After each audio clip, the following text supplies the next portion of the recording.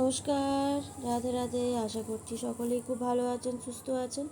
আর আমিও ভালো আছি, সুস্থ আছি। আমি বেবি। আমার নতুন ভিডিওতে আপনাদের সকলকে স্বাগত। ঘড়িতে এখন 6টা 10, আর আজকের ব্লগটা এখান থেকেই স্টার্ট করছি। আমরা দুর্গাপুর স্টেশনে পৌঁছে গিয়েছি। আর কোথায় যাচ্ছি, কেন যাচ্ছি, সেটা দেখার জন্য আমার ফুল ভিডিওটা আপনাদের সকলকে দেখতে হবে আর আমার সাথে থাকতে হবে। আর আমার টিম রেডি। আর ওখানে বসে আছে আমার মা, আর এরা হচ্ছে আমার কাকিমা, বোন, ভাই, সবাই মিলেই যাচ্ছি। আর এখানে বসে আছে সুজন। সে যাচ্ছে না আমাদের সাথে, কিন্তু সে আমাকে ট্রেনে উঠাতে এসেছে। তো ট্রেনে উঠিয়ে আবার বাড়ির উদ্দেশ্যে সে রওনা দেবে। ট্রেন ঢুকছে স্টেশনে, আর আমরা সবাই এক এক করে ট্রেনের মধ্যে উঠে পড়েছি। আর উঠে সিট পেয়ে গিয়েছিলাম, ভিড় ছিল না বলে। আর সবাই গল্প করছি, হাসাহাসি করছি। এইভাবেই আমরা সবাই যাচ্ছি একসাথে। আর এদিকে আমার মায়েরও চোখ জড়িয়ে আসছে ঘুমে। সকালে ওঠার অভ্যেস নেই তো তাই। আর কোথাও যাব আর আমরা ফটোশ্যুট করব না, সেটা কখনোই হয় না। তাই আমরা গ্রুপ সেলফি তুলে নিচ্ছি, নিজেদের সেলফি তুলে নিচ্ছি। আর এইভাবে আস্তে আস্তে সবুজ প্রাকৃতিক দৃশ্য দেখতে দেখতে আমরা পৌঁছে গেলাম নৈহাটি স্টেশন। আর নৈহাটি স্টেশন মানে আপনারা বুঝতেই পেরেছেন যে আমরা বড় মায়ের কাছে এসেছি। হ্যাঁ বন্ধুরা, আমরা বড় মায়ের কাছেই এসেছি। নৈহাটি স্টেশন থেকে 5 মিনিটের হাঁটা পথে পৌঁছে গেলাম ফেরিঘাটে। তারপর গঙ্গা স্নান সেরে চলে গেলাম ডালা কিনে মায়ের মন্দিরের সামনে, যেখানে সবাই লাইন দিয়ে দাঁড়িয়ে আছে। ডালার মধ্যে ছিল ফুল, ধূপকাঠি আর সন্দেশ। এখানের এই পরিবেশ দেখে শরীরের মধ্যে অন্য একটা অনুভূতি চলে এলো।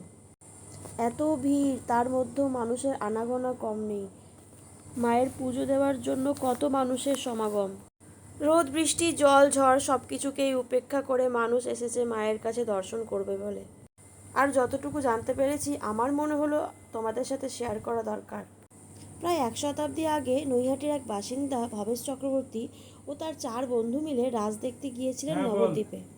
নবদ্বীপের অবিশ্বাস্য মন্দিরগুলির উচ্চতা দেখে কেউই ভুলতে পারেননি।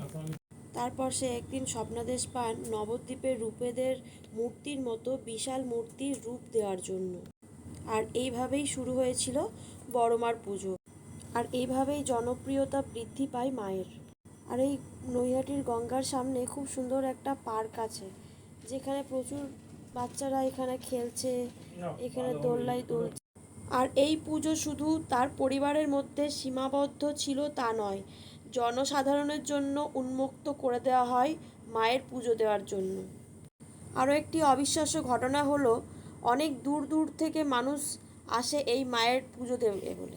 দীপাবলির সময় মায়ের পুজো হয় 5 দিন ধরে। নিয়ম অনুযায়ী ভাইফোঁটার পরের দিন মায়ের মূর্তি বিসর্জন, তাও আবার হয় পূর্ণ জোয়ারে। ভবেশ চক্রবর্তীর কথা মতো মায়ের পূজার জন্য কোনো টাকা নেওয়া হয় না। যার যতটুকু সামর্থ্য সেটি নিজের থেকেই দেন। লোকমুখে জানতে পারা গিয়েছে যে নৈহাটিতে শুধু বড় মাই নয়, রয়েছে দেখুন,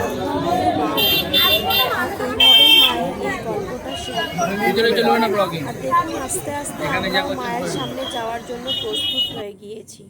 আর আস্তে আস্তে আমরা মায়ের মন্দিরে প্রবেশ করে গেলাম। আর এখানে একটা ভালো সিস্টেম করেছে মায়ের মন্দিরের ভেতরে দাঁড়ানোর। এত এত মানুষের ভিড়, উলুধ্বনি, শঙ্খধ্বনি দেখে গায়ে কাঁটা দিয়ে উঠল। ওই জায়গায় দাঁড়িয়ে থাকার একটা আলাদাই অনুভূতি। অনেক কষ্টে মায়ের 2-4টে ফটো তুলতে পেরেছি, যা তোমাদের সাথে শেয়ার করলাম। মায়ের দর্শন করে আমরা চলে গেলাম দুপুরের খাওয়ার জন্য। রেস্টুরেন্টের নাম ছিল জল খাবার। সেখানে আমরা সেদিনকে ভেজ মিলই খেয়েছিলাম। সঙ্গে ছিল ভাত, পাঁপড় ভাজা, ডাল, এঁচোড়ের তরকারি, চাটনি আর আলু ভাজা। এই ভিডিওটা এখানেই শেষ করলাম। দেখা হচ্ছে পরের একটা ভিডিওতে। ততক্ষণ অবধি ভালো থাকবেন, সুস্থ থাকবেন। বাই।